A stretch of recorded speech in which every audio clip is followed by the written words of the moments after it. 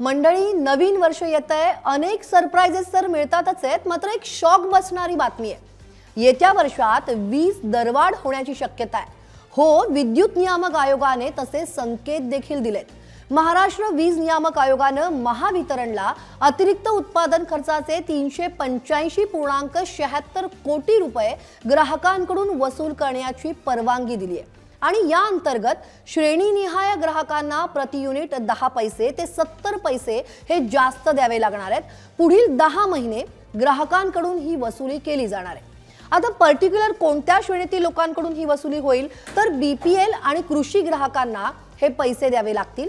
किती तर हे एक्झॅक्टली सांगण्याआधी हे लक्षात घ्या की महावितरणने ग्राहकांसाठी पंचवार्षिक योजनेअंतर्गत 5 वर्षांसाठीचे विजेचे दर हे आधीच निश्चित केलेले आहेत। मात्र जो अतिरिक्त खर्च होतो तो इंधन संयोजन दराच्या नावाने वसूल केला जातो आणि तेच हे आहे। तर विजेच्या वापराच्या श्रेणीनुसार बीपीएल ग्राहकांना 10 पैसे प्रति युनिट, 1 ते 100 युनिट वापर असलेल्या ग्राहकांना 25 पैसे प्रति युनिट, 100 ते 300 युनिट वापरणाऱ्या ग्राहकांना 45 पैसे प्रति युनिट आणि 300 पेक्षा जास्त युनिटचा वापर करणाऱ्या ग्राहकांना 65 पैसे प्रति युनिट इंधन समायोजन शुल्क हे मोजावं लागणार आहे। त्यामुळे नवीन वर्षात ग्राहकांच्या खिशाला कात्री लागणार हे निश्चित।